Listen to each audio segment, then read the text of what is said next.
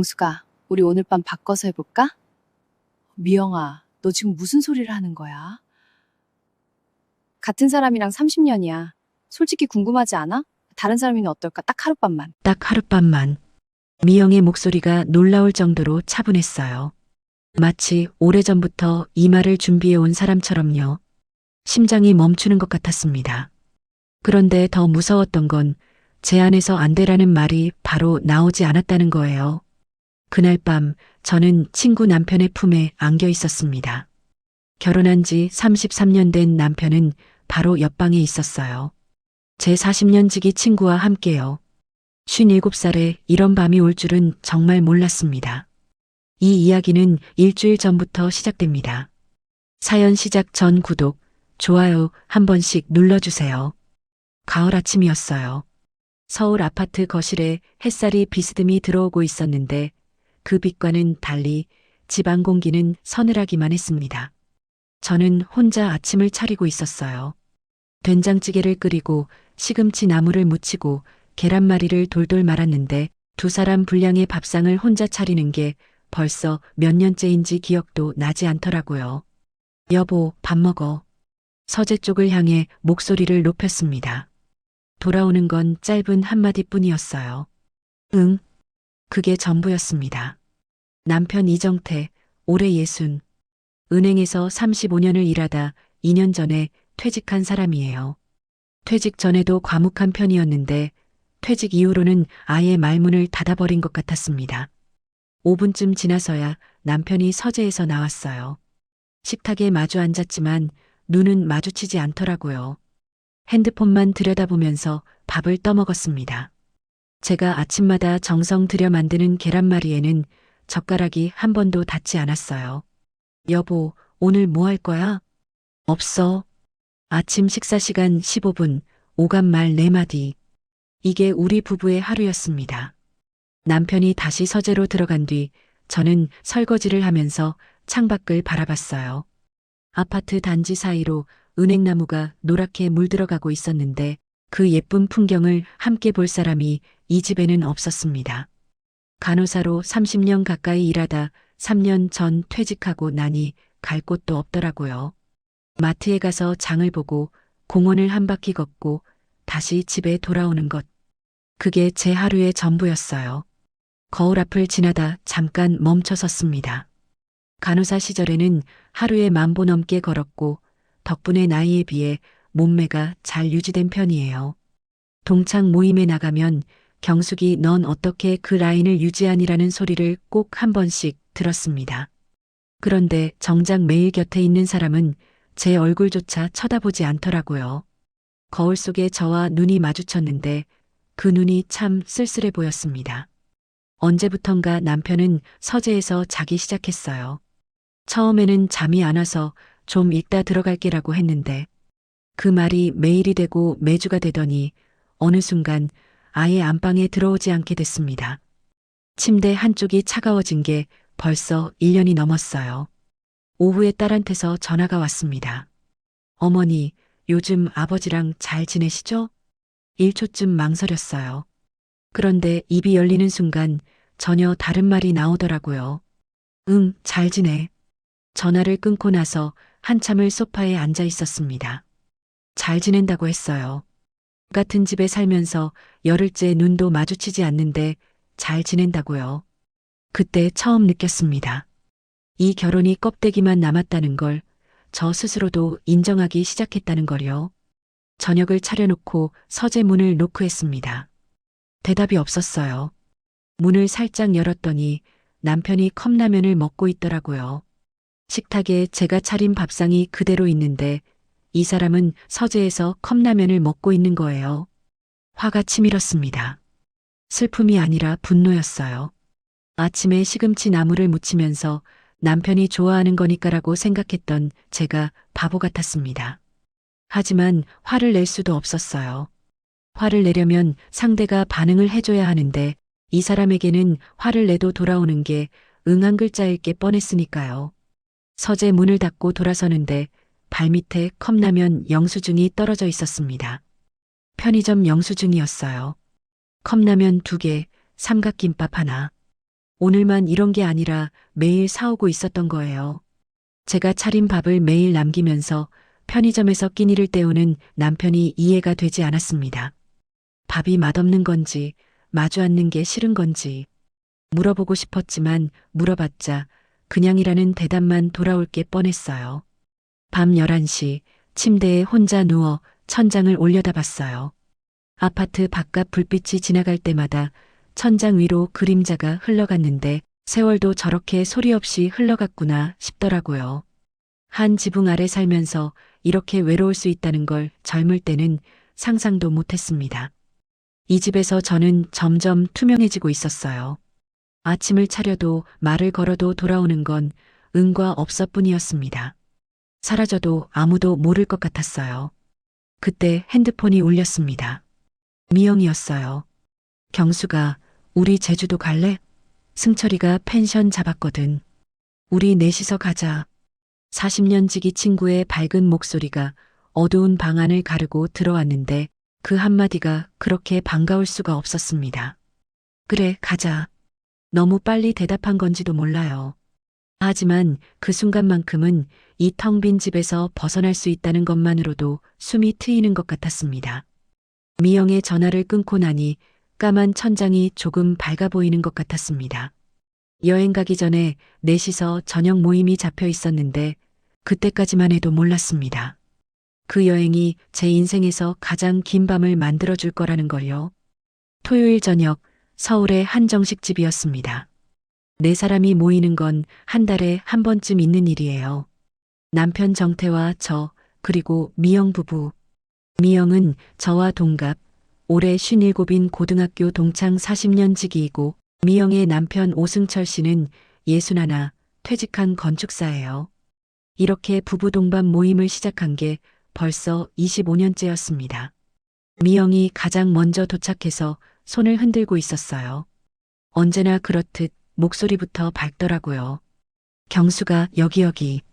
오늘 특선이 전복찜이래. 우리가 자리에 앉자마자 승철 씨가 물을 따라줬습니다. 남편 잔도 채우고 미영 잔도 채우고 제 잔은 맨 마지막에 채웠는데 유독 천천히 따르더라고요. 그러면서 한마디를 건넸어요. 경숙 씨, 귀걸이 바꾸셨네요. 진주가 잘 어울립니다. 순간 귀끝이 뜨거워졌습니다. 일주일 전에 바꾼 건데 남편은 물론이고 아무도 알아채지 못했거든요. 정태를 힐끗 봤지만 남편은 메뉴판을 뒤적이며 여긴 갈비찜이 낫지 않나라고 중얼거리고 있었습니다. 음식이 나오고 나서부터 두 남자의 차이가 선명해졌어요. 정태는 핸드폰을 식탁 옆에 올려놓고 틈만 나면 화면을 들여다봤습니다. 제가 여보, 이것 좀 먹어봐라고 집어주면 응하고 받아먹긴 하는데 눈은 여전히 핸드폰이었어요. 승철 씨는 달랐습니다. 생선이 나오자 가시를 발라서 제 앞접시에 올려줬어요. 미영 것도 해주긴 했는데 제 것을 먼저 하더라고요. 제가 아이고 괜찮아요라고 손사래를 치자 승철 씨가 웃으면서 말했습니다. 간호사 선생님이 환자 밥은 잘 챙겨도 본인 밥은 잘 안 챙기잖아요. 퇴직한 지 3년이 지났는데도 간호사라고 불러주는 사람이 있다는 게 생각보다 가슴 깊이 와닿았어요. 미영이 그걸 보더니 웃으면서 한마디 던졌습니다. 우리 오빠 원래 여자한테 잘해. 신경 쓰지 마. 웃고 있었는데 그 순간 미영의 눈이 살짝 달라 보였어요. 입은 웃고 있는데 눈가에 웃음이 닿지 않는 것 같았습니다. 아마 그때 제가 좀 더 주의 깊게 봤더라면 뭔가를 느꼈을지도 모르겠어요. 하지만 저는 접시 위에 생선살에 젓가락을 가져가면서 그냥 넘어갔습니다. 식사가 끝나고 우리는 근처 와인바로 자리를 옮겼어요. 조명이 어두운 소파석에 둘씩 나란히 앉았는데 자연스럽게 미영과 정태가 한쪽, 저와 승철 씨가 한쪽이 됐습니다. 와인이 두어 잔 돌자 얼굴들이 붉어졌어요. 미영이 갑자기 야, 우리 다 몇 살이야. 이 나이에 이렇게 모여서 와인이나 마시고 있으니까 좋다라고 웃었고 분위기가 한결 풀어졌습니다. 승철 씨가 나이는 숫자일 뿐이죠. 즐길 수 있을 때 즐겨야죠라고 맞장구를 치면서 저를 봤어요. 눈이 마주쳤습니다. 1초였을까, 2초였을까? 짧은 시간이었는데 묘한 느낌이 남더라고요. 그때 정태가 화장실에 갔습니다. 미영도 카운터로 와인을 주문하러 갔어요. 어두운 소파석에 저와 승철 씨 둘만 남았습니다.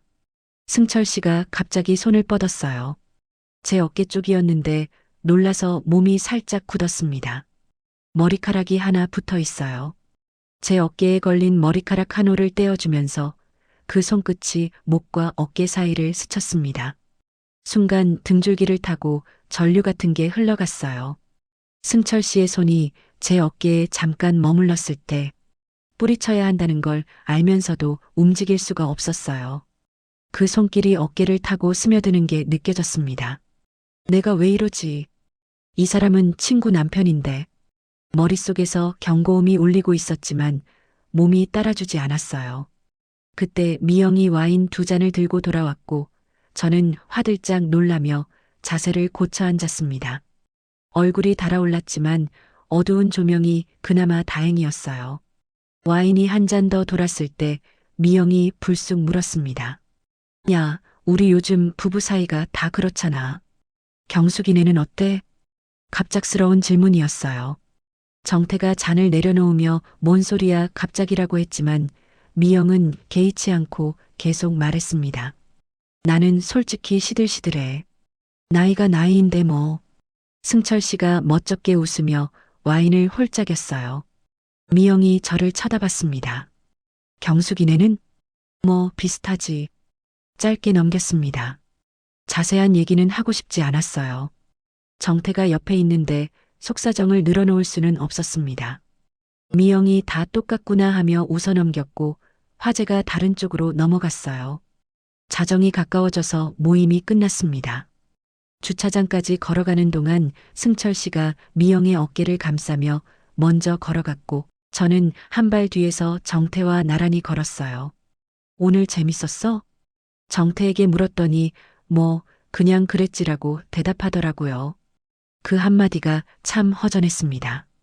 차에 타자마자 정태는 조수석에서 잠이 들었어요. 저는 혼자 운전하면서 창밖 가로등 불빛이 지나가는 걸 바라봤습니다. 그런데 자꾸 승철 씨의 손끝이 떠올랐어요. 어깨에 닿았던 그 감촉, 귓가에서 들렸던 그 목소리. 떨쳐내려고 라디오를 켰지만 소용이 없었습니다. 노래가 나오든 뉴스가 나오든 그 사람의 목소리만 겹쳐서 들리더라고요. 이러면 안 되는 거잖아. 친구 남편이잖아. 스스로에게 몇 번이고 말했어요. 그런데 그 말을 반복할수록 오히려 승철 씨의 얼굴이 더 선명하게 떠오르는 게 저도 제 마음을 모르겠더라고요.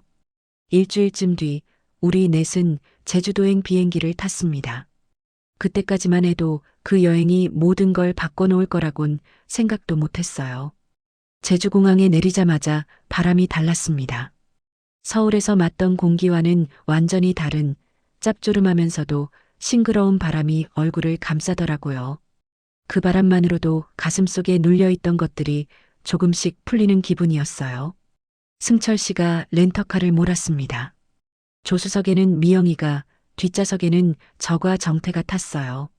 누가 정한 것도 아닌데 자연스럽게 그렇게 됐습니다. 미영이가 앞에서 야, 경수가 창문 열어. 바다 냄새 맡아봐라고 소리치더니 본인이 먼저 창문을 열고 머리카락을 바람에 날렸어요.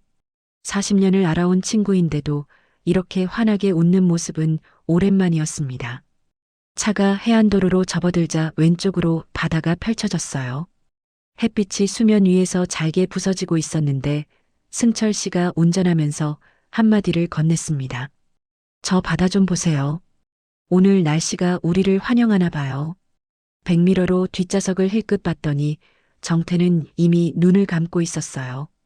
공항에서 차까지 걸어온 게 전부인데 벌써 지쳐 보이더라고요. 예전엔 안 그랬는데 퇴직 이후로 체력도 기력도 눈에 띄게 줄어든 것 같아 마음이 쓰였습니다. 점심을 먹고 올레길을 걸었어요. 바다가 바로 옆에 보이는 해안 절벽 코스였는데 돌담 사이로 억새가 바람에 흔들리는 길이 참 예뻤습니다. 미영이 앞장서서 걷고 승철 씨가 그 뒤를 정태와 제가 나란히 맨 뒤를 걸었어요. 그런데 돌부리를 못 보고 발을 헛디뎠습니다. 오른쪽 발목이 접히면서 중심을 잃었고 겨우 주저앉는 것으로 버텼어요. 정태가 뒤돌아봤습니다. 괜찮아? 한마디를 던지고는 다시 앞으로 걸어갔어요. 제가 일어나는 것도 확인하지 않고요. 반평생을 함께 살았으면 손이라도 한번 내밀어 줄 만한데 남편은 이미 등을 보이고 있었습니다. 그때 뒤에서 발소리가 빠르게 다가왔어요. 경숙 씨, 괜찮아요? 승철 씨가 무릎을 꿇고 앉더니 제 발목을 들여다봤습니다. 큰 손으로 조심스럽게 발목을 감싸며 살피는데 그 손에서 열기가 느껴지더라고요. 많이 아파요? 좀 부어오르는 것 같은데. 아니에요, 괜찮아요. 살짝 접질린 것 뿐이에요. 승철 씨가 제 팔을 잡고 일으켜 세워줬습니다. 그리고 자연스럽게 제 허리를 감싸며 걸음을 맞춰줬어요. 178cm의 떡 벌어진 어깨가 저를 완전히 감싸는 느낌이었는데 그 체격이 이렇게 든든하게 느껴질 줄은 몰랐습니다. 남편은 저보다 머리 반개 정도밖에 크지 않은데 승철 씨 옆에 서니까 제가 작아지는 것 같았어요. 나란히 걸으면서 승철 씨의 팔이 제 허리에 그대로 남아 있었습니다. 뿌리쳐야 하는데 뿌리치지 못했어요. 바다바람이 불어올 때마다 승철 씨 쪽으로 몸이 기울어지는 게 느껴졌고 승철 씨는 그때마다 팔에 살짝 힘을 주며 저를 잡아줬습니다. 눈이 마주치자 승철 씨가 빙긋 웃었어요. 심장이 뛴 건 놀라서만은 아니었습니다. 그때 미영이 뒤를 돌아봤어요. 핸드폰을 꺼내 들더니 우리 쪽으로 카메라를 향했습니다. 사진을 찍으려는 것 같았어요.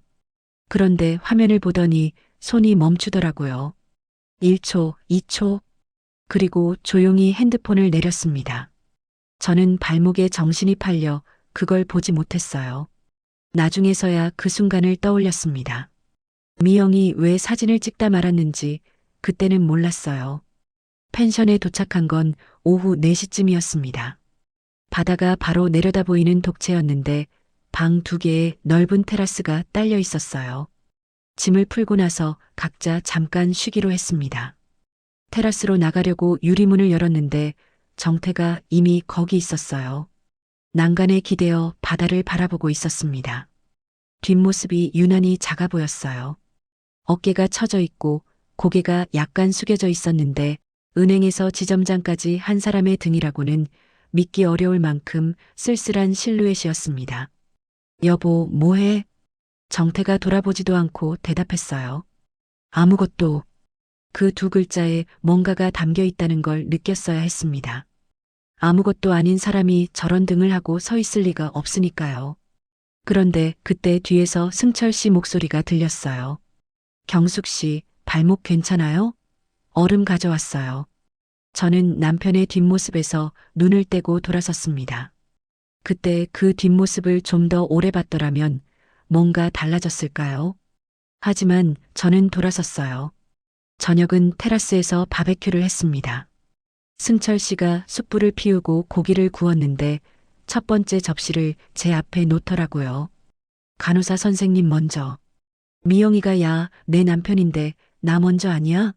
라고 웃으면서 말했는데 승철 씨가 바로 미영 접시에도 고기를 올리며 당연하지, 여기라고 했어요.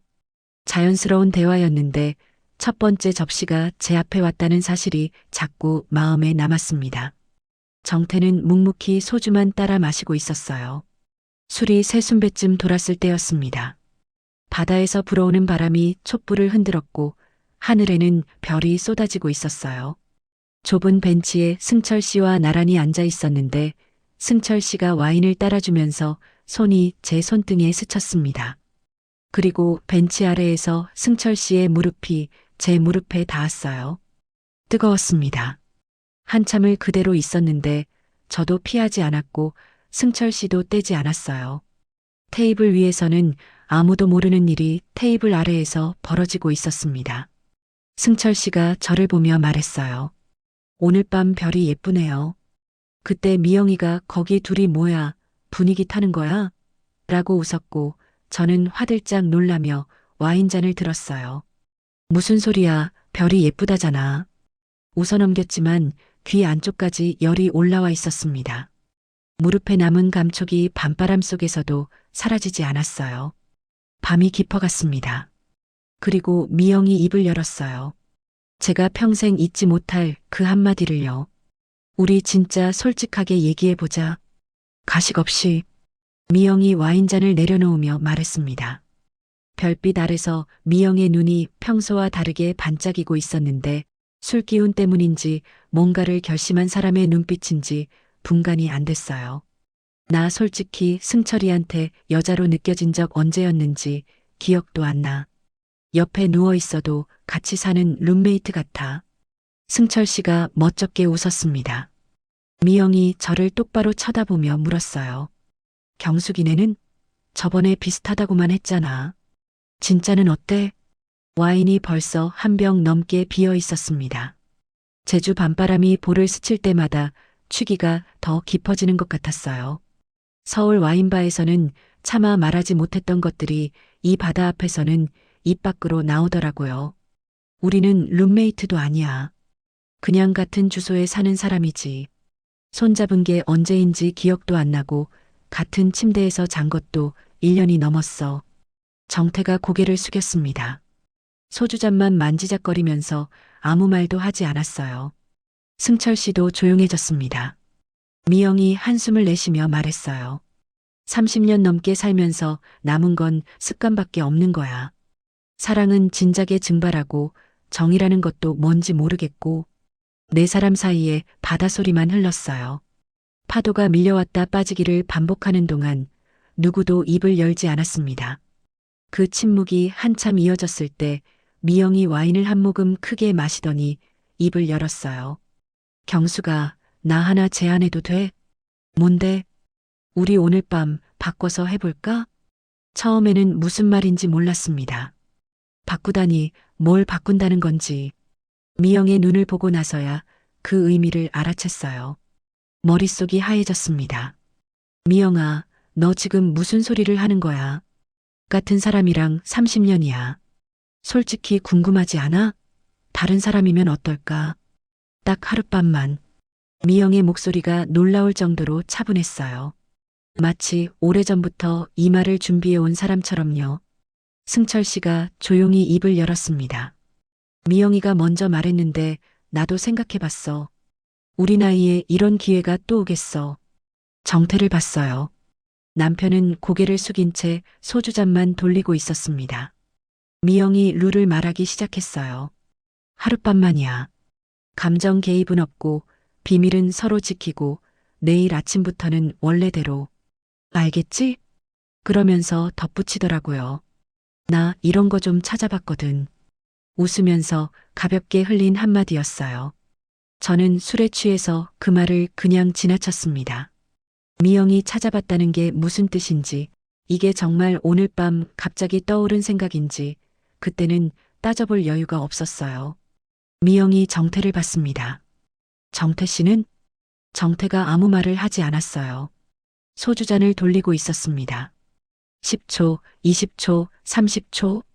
파도 소리만 들렸어요. 미영이 정태 씨? 라고 한 번 더 불렀는데도 입을 열지 않았습니다. 그 침묵 동안 저도 생각했어요. 남편이 안 되라고 하면 이 자리에서 일어나자. 남편이 막아주면 이 미친 생각을 접자. 제발 안 된다고 해줘. 속으로 그렇게 빌고 있었어요. 이 사람이 절대 안 되라고 소리치면 저는 기꺼이 돌아설 수 있었습니다. 아니, 그래줘야 했어요. 제가 스스로 거절할 힘이 없다는 걸 알고 있었으니까요. 그런데 돌아온 건 전혀 다른 말이었습니다. 경숙이가 괜찮으면. 남편의 그 한마디가 동의인지 포기인지 그때는 분간할 수 없었습니다. 다만 가슴 어딘가가 푹 꺼지는 느낌이 들었어요. 내 남편이 날 지켜주지 않았구나. 그 생각이 스치는 순간 이상하게도 더 이상 거부할 이유가 없어지는 것 같았습니다. 머릿속이 복잡했어요. 거부해야 한다는 걸 알고 있었습니다. 딸, 사위, 곧 태어날 손주. 이 한마디가 그 모든 걸 무너뜨릴 수 있다는 걸 모를 만큼 어리석지는 않았어요. 그런데 테이블 아래서 아직도 승철 씨의 무릎이 제 무릎에 닿아 있었습니다. 서울 아파트에서 투명 인간처럼 살아온 1년이 머릿속을 스쳤어요. 차가운 침대, 편의점 컵라면 영수증, 알아봐주는 사람 하나 없는 하루하루. 그리고 방금 제 남편은 절 막아주지 않았습니다. 좋아요. 제 입에서 나온 말이었습니다. 제 목소리가 맞는데도 남의 목소리 같았어요. 미영이 고개를 끄덕였고 승철 씨가 조용히 와인잔을 내려놓았습니다. 미영이 먼저 일어났어요. 정태의 손을 잡으며 말했습니다. 정태 씨, 우리 방으로 갈까요? 남편이 일어서는 모습을 봤습니다. 미영의 손에 이끌려 펜션 안으로 걸어가는 남편의 뒷모습이 보였어요. 우리가 함께한 세월, 그 등이 다른 여자의 손을 잡고 멀어지고 있었습니다. 다리에 힘이 풀리는 것 같았어요. 돌이킬 수 없는 선을 넘는 순간이었습니다. 경숙 씨, 떨고 계시네요. 승철 씨가 제 손을 잡았어요. 크고 단단한 손이었습니다. 함께 일어나 방으로 걸어갔고 문이 닫혔어요. 딸깍 하는 그 작은 소리가 귓속에서 울려 퍼졌습니다. 방 안에는 달빛이 들어오고 있었어요. 창밖으로 제주 바다가 보였고 파도 소리가 멀리서 들려왔습니다. 소파에 마주 앉았는데 거리를 두고 앉았어요. 승철 씨가 와인을 한 잔 따라서 건넸습니다. 긴장하지 마세요. 저도 떨려요. 와인을 받아 마셨는데 손이 떨려서 잔이 흔들렸어요. 승철 씨가 천천히 다가오더니 제 볼을 어루만졌습니다. 경숙 씨 예쁘세요. 항상 그렇게 생각했어요. 고개를 끄덕이자 승철 씨가 조심스럽게 입술을 맞췄어요. 남편과는 완전히 다른 키스였습니다. 부드럽고 깊었어요. 키스가 길어지면서 승철 씨의 손이 허리로, 등으로 움직였고 제 손이 승철 씨의 가슴에 닿았을 때 놀랐습니다. 탄탄한 가슴이 느껴졌어요. 61세 맞나 싶었습니다. 침실로 갈까요? 대답 대신 일어섰어요. 침대에 앉자 다시 키스가 이어졌고 더 깊어졌습니다. 승철 씨의 큰 체구가 저를 완전히 감쌌는데 이렇게 커다란 사람이 이렇게 다정할 수 있다는 게 놀라웠어요. 정말 대단하시구나 라는 생각이 절로 들었습니다. 나이에 비해 정정한 정도가 아니었어요. 끝이 없는 사람 같았습니다. 완전히 하나가 됐습니다. 시간이 녹아내리는 것 같았어요. 몇 시간이 지났는지 모르겠더라고요. 이 나이에 이렇게 즐길 줄은 정말 몰랐습니다. 하지만 쾌감 사이사이로 남편 얼굴이 떠올랐어요. 지금 정태는 옆방에서 미영이랑 뭘 하고 있을까? 그 생각이 스치는 순간 가슴이 찢어지는 것 같았습니다. 그런데도 멈출 수가 없었어요. 멈춰야 한다는 걸 알면서도 몸이 따라주지 않았습니다. 끝나고 나란히 누웠어요. 천장을 바라봤습니다. 승철 씨가 저를 끌어안았는데 그 품이 넓었어요. 하지만 넓은 만큼 낯설었습니다. 내 자리가 아니라는 걸 온몸이 알고 있었어요. 옆방에서는 아무 소리도 들리지 않았습니다. 정태는 지금 뭘 하고 있을까? 잠이 들었을까? 아니면 저처럼 천장을 올려다보고 있을까? 내가 뭘 한 거지? 밤은 길었고 후회는 더 길 거라는 걸 그때는 몰랐습니다. 새벽 3시에 눈이 떠졌습니다. 낯선 천장이었어요. 우리 집 안방 천장이 아니었습니다. 옆으로 고개를 돌리자 남편이 아닌 남자가 자고 있었어요. 승철 씨의 얼굴이 달빛에 반쯤 드러나 있었는데 편안한 표정으로 깊이 잠들어 있더라고요. 현실이 밀려왔습니다. 파도 소리가 창밖에서 들려오고 있었고 제주도의 밤 공기가 커튼 사이로 스며들어 왔어요. 여기가 어디인지, 옆에 누가 있는지, 그리고 제가 무슨 짓을 한 건지 전부 한꺼번에 덮쳐오는데 숨이 막혔습니다. 그때 승철 씨가 잠결에 몸을 뒤척이더니 저를 끌어안았어요.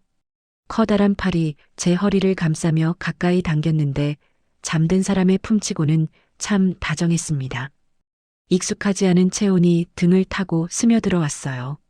하지만 이 품이 제 자리가 아니라는 걸 알고 있었습니다. 눈물이 나기 시작했어요. 소리를 내면 안 됐습니다. 승철 씨가 깨면 안 되니까요. 입술을 꽉 깨물고 참았는데 눈물이 멈추질 않았어요. 승철 씨의 팔 위로 눈물이 흘러내렸습니다.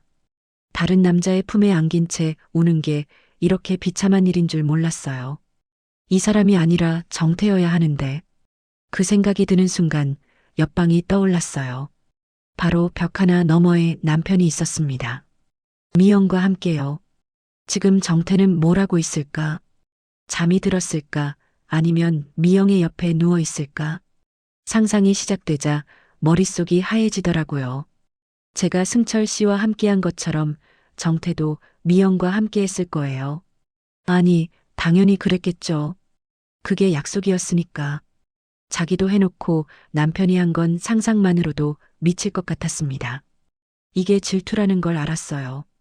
자격도 없는 질투라는 것도요. 그런데 알면서도 가슴 안쪽이 갈기갈기 찢어지는 건 어쩔 수가 없었습니다. 승철 씨 품에서 조용히 빠져나왔어요.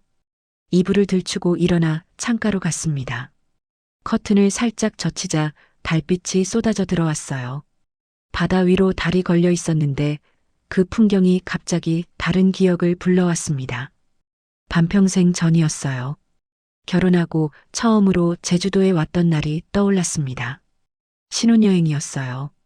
그때도 바다가 보이는 방이었고 그때도 달이 이렇게 밝았습니다.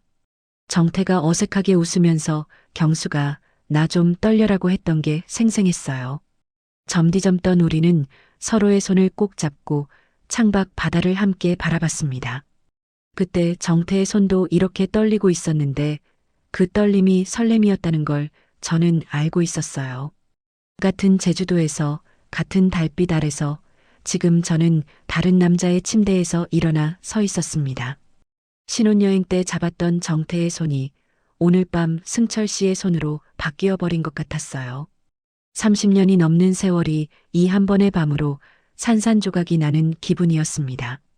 그 새벽이 제 인생에서 가장 긴 새벽이었어요. 해가 떴습니다. 아침 8시쯤 거실에서 네 사람이 다시 마주쳤어요. 극도의 어색함이었습니다. 정태의 눈이 충혈되어 있었어요.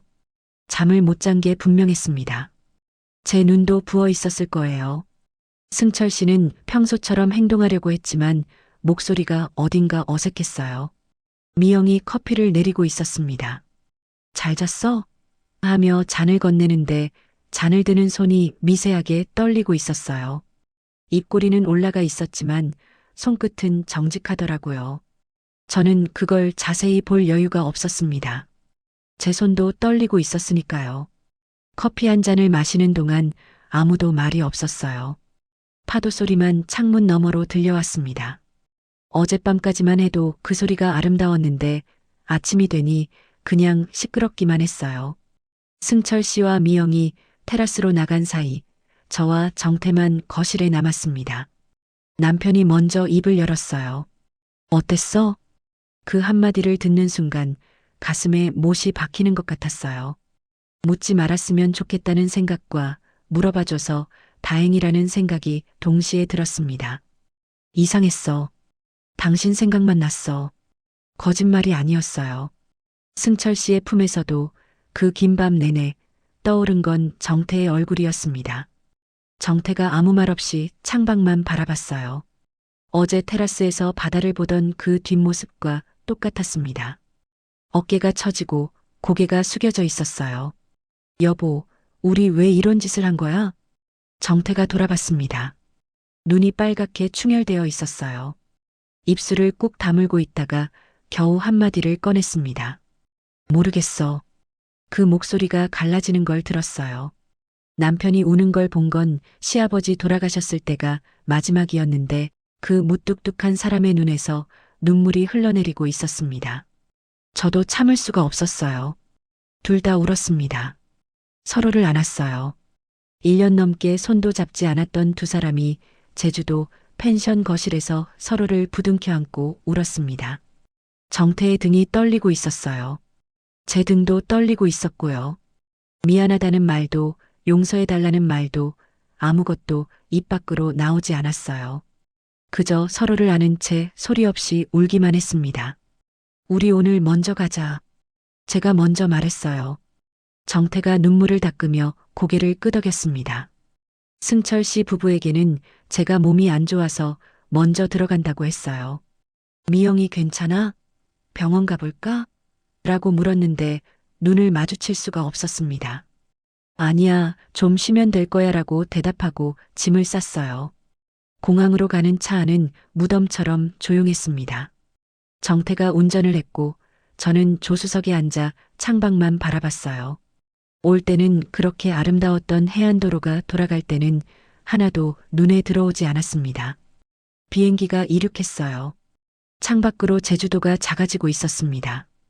올레길도 펜션도 테라스에서 봤던 바다도 점점 멀어졌어요. 하지만 그날 밤은 절대 작아지지 않을 거라는 걸 저는 알고 있었습니다. 제주도에서 돌아온 뒤 2주가 지났습니다. 그 2주가 어떻게 흘러갔는지 잘 기억나지 않아요. 남편은 다시 서재로 들어갔고 저는 다시 혼자 밥을 차렸습니다. 겉으로 보면 제주도 전과 똑같은 풍경이었어요. 하지만 전혀 같지 않았습니다. 전에는 무관심이 일상이었다면 이제는 눈을 마주치는 것 자체가 고통이었어요. 식탁에 마주 앉아도 고개를 들지 못했습니다. 남편의 눈을 보면 그날 밤이 떠오를 것 같았고 남편도 마찬가지인 것 같았어요. 밥을 먹는 둥 마는 둥 하다가 정태는 서재로 저는 안방으로 들어가는 게 하루의 전부였습니다. 승철 씨 부부와는 연락이 끊겼어요. 미영에게 먼저 전화를 해야 하나 말아야 하나 매일 핸드폰을 들었다 놓았다를 반복했습니다.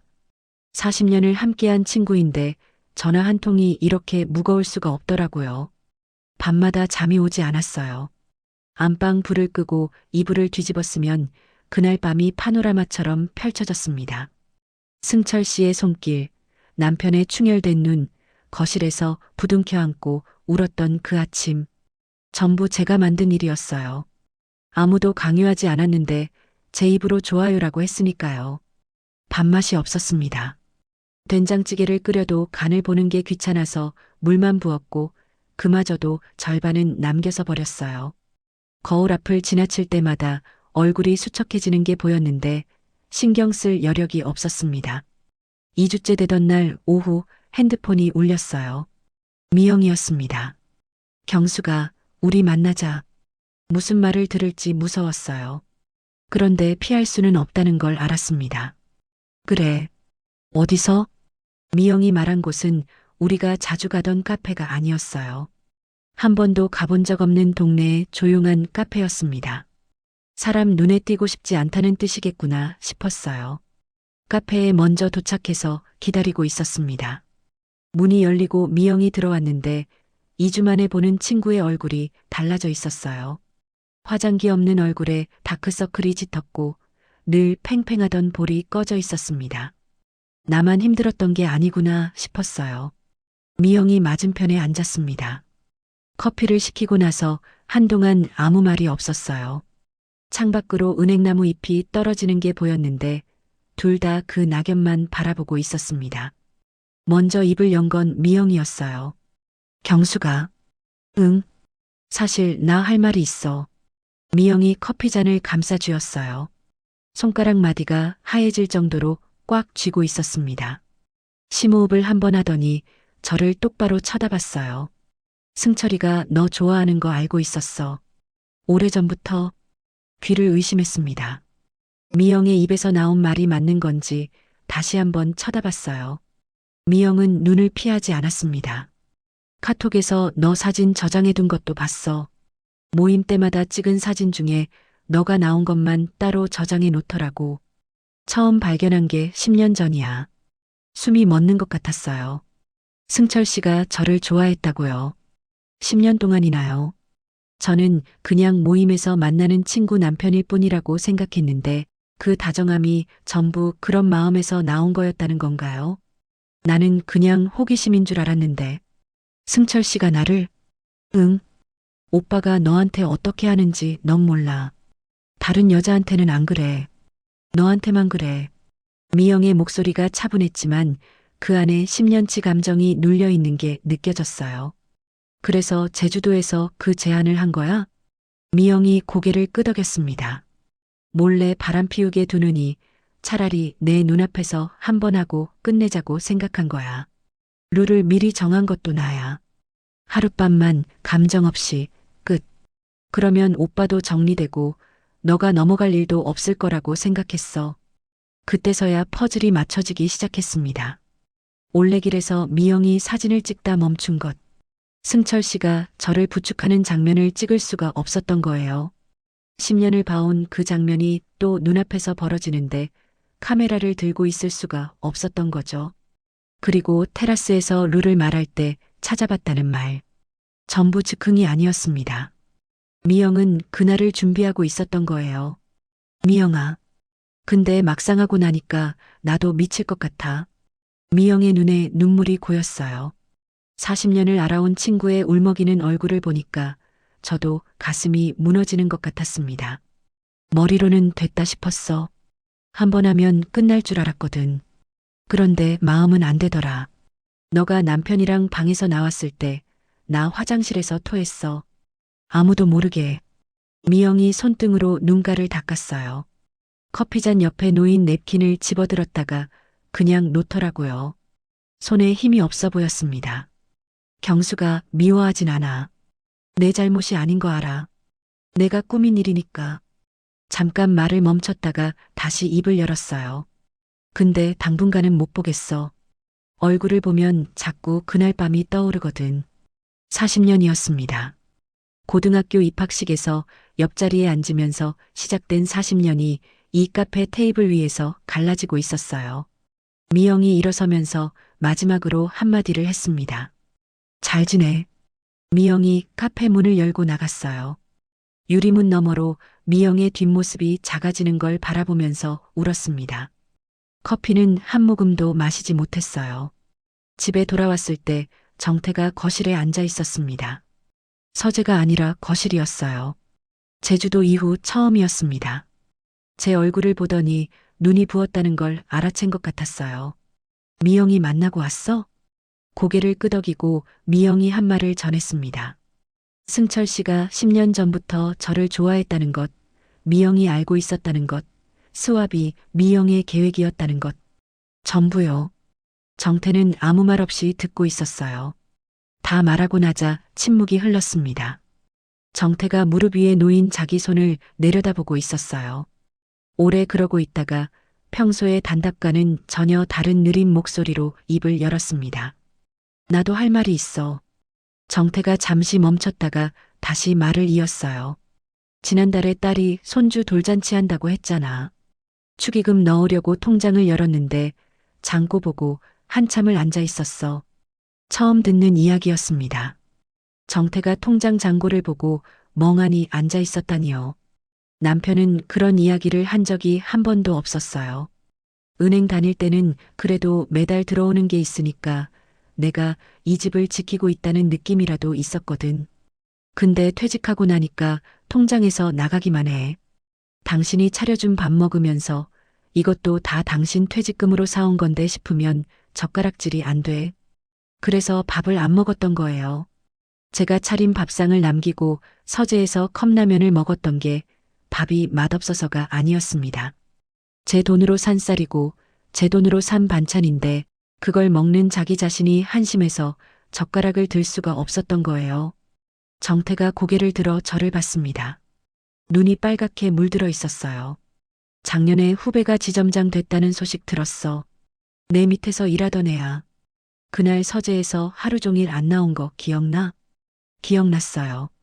그날 저녁에 밥 먹으라고 했더니 됐어라고 하고 문을 닫았던 날이었습니다. 저는 또 무시당했다고만 생각했어요. 남편이 그런 마음으로 문을 닫은 거라고는 한 번도 생각하지 못했습니다. 말을 하고 싶어도 뭐라고 해야 할지 모르겠더라고. 당신한테 이런 모습 보여주기 싫었어. 35년을 먹여 살렸다는 게 내 유일한 자존심이었는데 그것마저 없어지니까 할 수 있는 게 아무것도 없었어. 그래서 서재에만 있었던 거야. 정태가 잠깐 말을 멈췄습니다. 그리고 마지막 한마디를 꺼냈어요. 미안해. 그때서야 제주도 펜션 테라스에서의 남편 뒷모습이 떠올랐습니다. 바다를 바라보던 그 처진 어깨. 아무것도라고 대답하던 그 목소리. 아무것도가 아니었어요. 전부였던 거예요. 남편은 아무것도 안 하고 있었던 게 아니라 아무것도 할 수 없는 자기 자신 앞에서 무너지고 있었던 거였습니다. 말이 나오지 않았어요. 서재 문 앞에서 밥 먹으라고 부를 때마다 돌아오던 응 한마디가 귀찮음이 아니라 부끄러움이었다니요. 컵라면 영수증이 떠올랐습니다.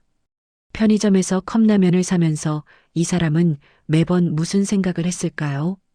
제가 차린 밥상을 남기면서 매번 얼마나 비참했을까요? 여보, 그때 왜 나한테 말 안 했어? 나는 당신이 나한테 관심이 없는 줄만 알았잖아. 목이 메어서 말이 제대로 나오지 않았습니다. 정태가 제 손을 잡았어요. 마르고 거친 손이었습니다. 이 손이 서재 문 뒤에서 얼마나 많은 밤을 혼자 견뎠을까 생각하니 숨이 막혔어요. 그날 밤 정태의 등을 보며 생각했습니다. 이 사람을 잃을 뻔했구나. 아니, 이미 잃어가고 있었구나. 승철 씨의 다정함에 눈이 멀어서 바로 옆에서 무너지고 있는 사람을 보지 못했어요. 남편의 침묵이 무관심이 아니라 부끄러움이었다는 걸 왜 이제야 알게 된 걸까요? 다음 날 아침 제가 먼저 입을 열었습니다. 여보, 우리 상담 받아보자. 정태가 밥을 먹다가 젓가락을 멈췄어요. 고개를 들어 저를 봤는데 거부하는 눈빛은 아니었습니다. 오래 생각하더니 고개를 끄덕였어요. 그래. 그 두 글자가 이렇게 고맙게 느껴진 적은 처음이었습니다. 일주일 뒤 동네에서 버스 두 정거장 거리에 있는 부부 상담센터를 찾아갔어요. 접수대에서 이름을 적는 손이 떨렸습니다. 57살, 60살 부부가 나란히 상담실 소파에 앉아 있는 게 어색하기도 하고 민망하기도 했어요. 상담사 선생님이 조용한 목소리로 물었습니다. 두 분이 서로에게 가장 하고 싶은 말이 있다면 뭘까요? 정태가 먼저 입을 열었어요. 평소에 그 사람과는 완전히 다른 모습이었습니다. 무릎 위에 올린 주먹을 꽉 쥐고 한마디 한마디를 힘겹게 꺼내더라고요. 당신 외롭게 만들어서 미안해. 제 차례가 왔을 때 한참을 말하지 못했어요. 목구멍에 말이 걸려서 나오질 않았습니다. 겨우 입을 열었어요. 여보, 내가 잘못했어.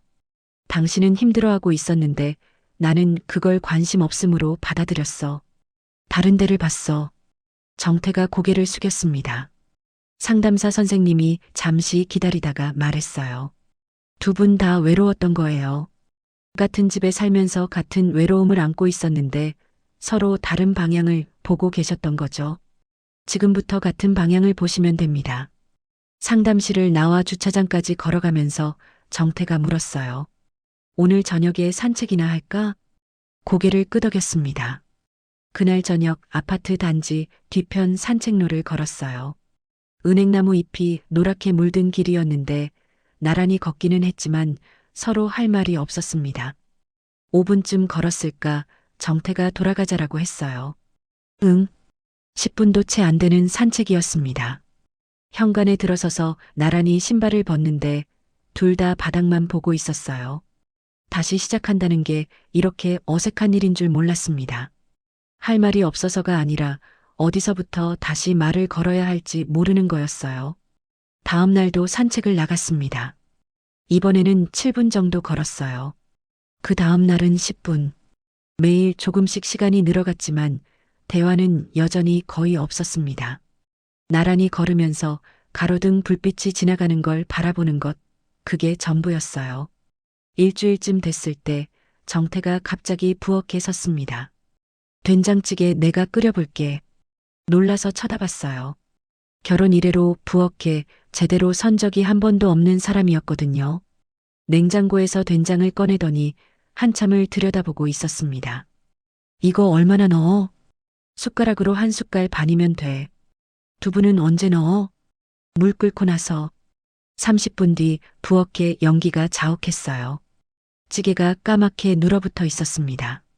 정태가 냄비를 들고 멍하니 서 있었는데 타버린 찌개를 바라보는 표정이 마치 무슨 큰 실수라도 한 사람 같았어요.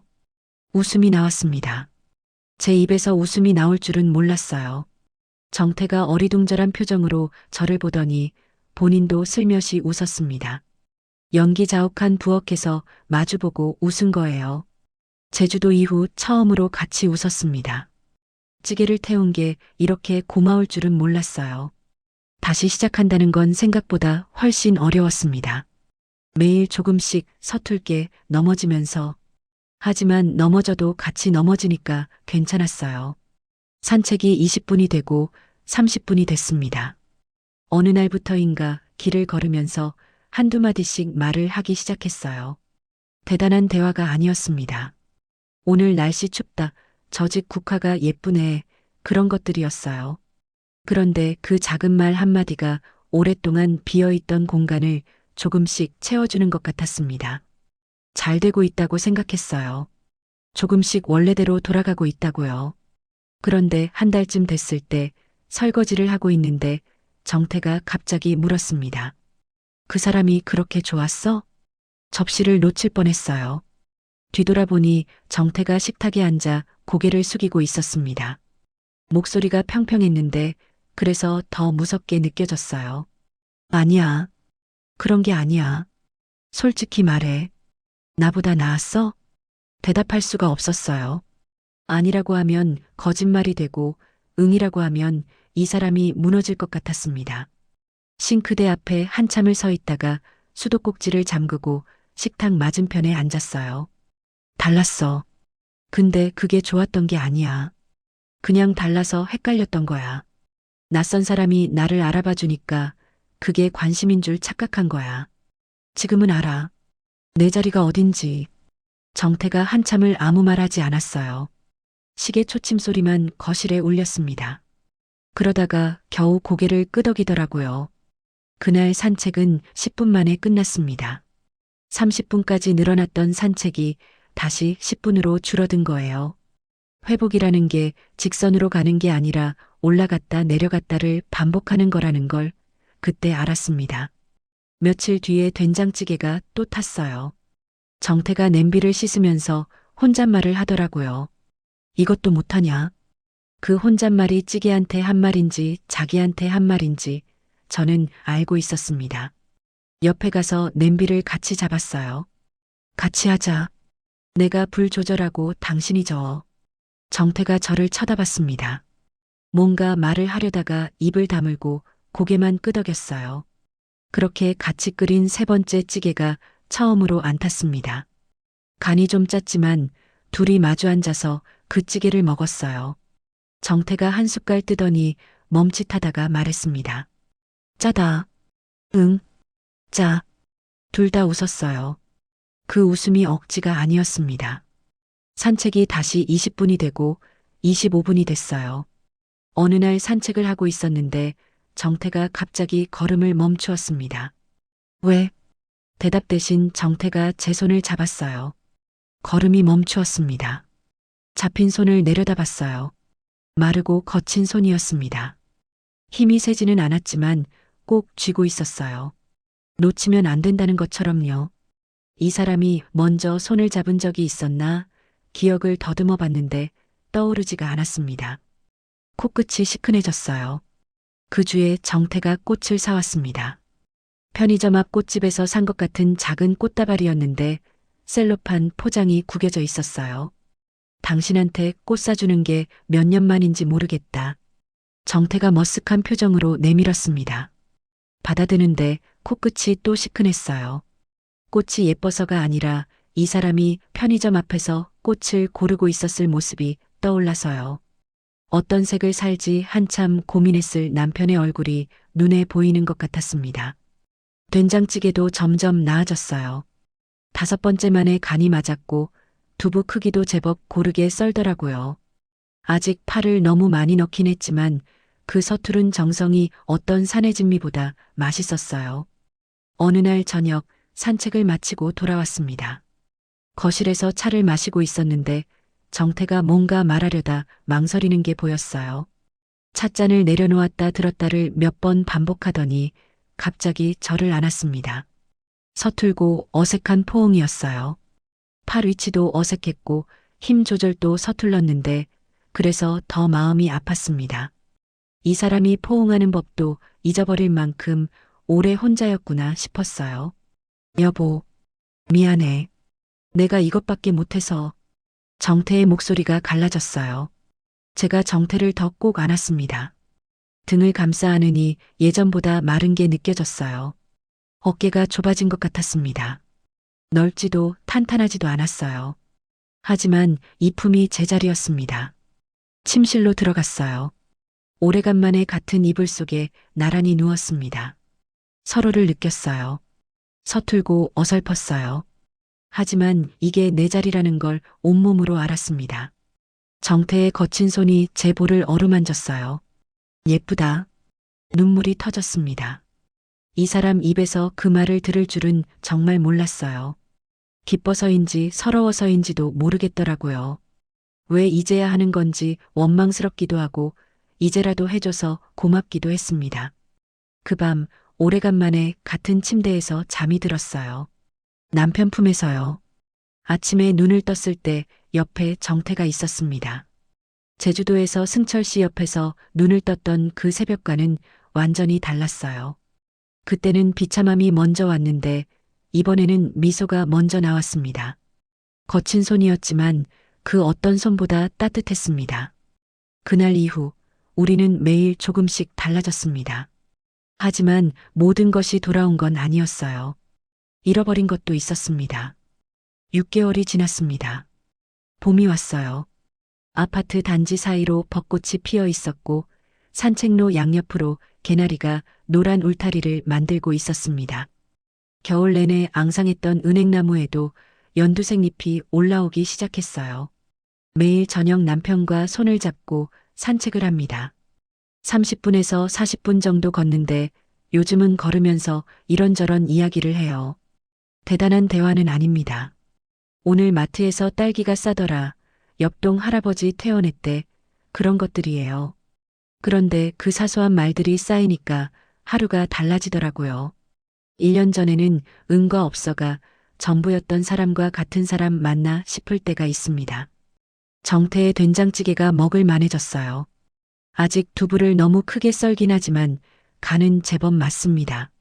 주말 아침마다 부엌에 서서 앞치마를 두르고 찌개를 끓이는 남편의 뒷모습을 볼 때마다 웃음이 나요. 제주도 펜션 테라스에서 봤던 그 쓸쓸한 뒷모습과는 완전히 달라졌습니다. 어깨가 펴져 있고 콧노래까지 흥얼거리더라고요. 주 1회 데이트도 시작했어요. 거창한 게 아니라 집 근처 칼국수집에 가거나 공원 벤치에서 커피를 마시거나 가끔은 동네 극장에서 영화를 보기도 합니다. 별것 아닌 일들인데 함께 하니까 의미가 생기더라고요. 정태도 요즘은 외출 전에 거울을 보면서 옷매무새를 고치는데 퇴직 후 처음 보는 모습이에요. 어느 날 저녁이었습니다. 설거지를 하고 있었어요. 정태가 거실에서 TV를 보다가 갑자기 부엌으로 왔습니다. 싱크대 옆에 기대어 서더니 저를 한참 바라보더라고요. 뭐야, 왜 그렇게 봐? 사랑해. 설거지하던 손이 멈추었습니다. 거품이 묻은 손으로 정태를 돌아봤어요. 남편은 TV 쪽을 보면서 귀가 빨개져 있었습니다. 60년을 살면서 이런 말을 해본 적이 없는 사람이니까 귀까지 빨개질 만큼 용기를 쥐어짜낸 거겠죠. 뭐라고? 한 번만 말할 거야. 2번은 못해. 그게 또 이 사람다웠어요. 웃음이 나면서 동시에 눈물이 쏟아졌습니다. 처음 들었어요. 반평생을 같이 살면서 한 번도 듣지 못한 말이었습니다. 기다린 적도 없었는데 막상 들으니까 온몸에 힘이 풀리더라고요. 싱크대를 잡지 않았으면 주저앉았을 것 같았어요. 정태가 당황해서 왜 또 울어라고 했는데 대답 대신 거품 묻은 손으로 남편의 팔짱을 꼈습니다. 정태가 야 옷에 묻잖아라고 했지만 피하지는 않았어요. 부엌 형광등 아래서 고무장갑도 안 벗고 한참을 그렇게 서 있었습니다. 달라진 것이 많았어요. 하지만 돌아오지 않은 것도 있었습니다. 미영과는 아직 연락이 없었어요. 핸드폰 연락처에 미영의 이름이 그대로 남아있는데 6개월 동안 한 통의 전화도 한 줄의 문자도 오가지 않았습니다. 명절에도 미영 생일에도요. 축하 문자를 쓰다가 지우기를 몇 번이나 반복했는지 모릅니다. 제가 치른 대가 중 가장 큰 건 40년 친구였어요.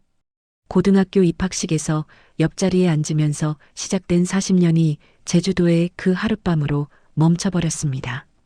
가끔 미영이 나오는 꿈을 꾸면 아침에 눈을 뜨고 나서 한참을 멍하니 있어요.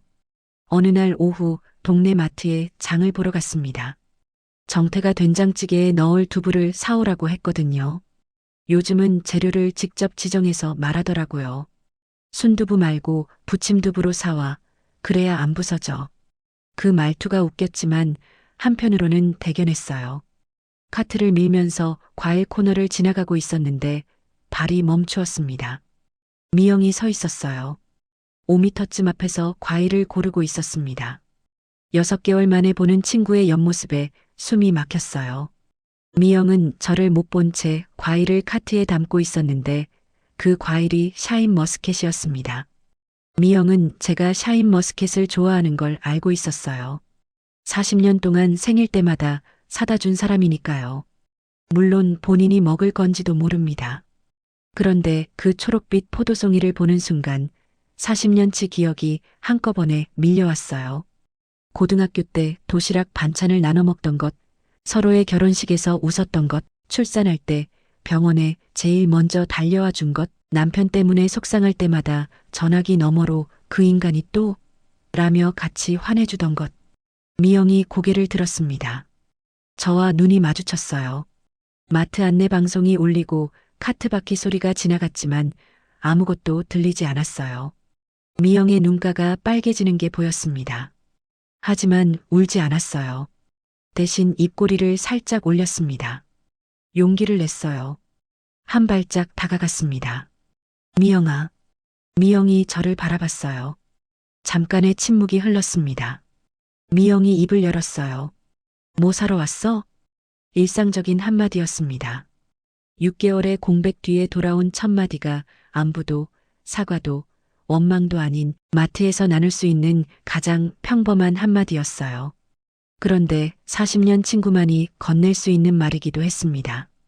된장이랑 두부. 두부는 저쪽이 더 싸. 미영이 카트를 밀고 과일 코너를 지나갔고 저는 두부를 사러 반대쪽으로 걸어갔어요. 뒤돌아보지 않았습니다. 미영도 뒤돌아보지 않았을 거예요. 그게 전부였어요. 하지만 충분했습니다. 40년은 한 번의 실수로 끝나지 않는다는 걸 미영이 보여주고 있었으니까요. 집에 돌아오니 정태가 부엌에서 앞치마를 두르고 기다리고 있었습니다. 두부 사왔어? 응.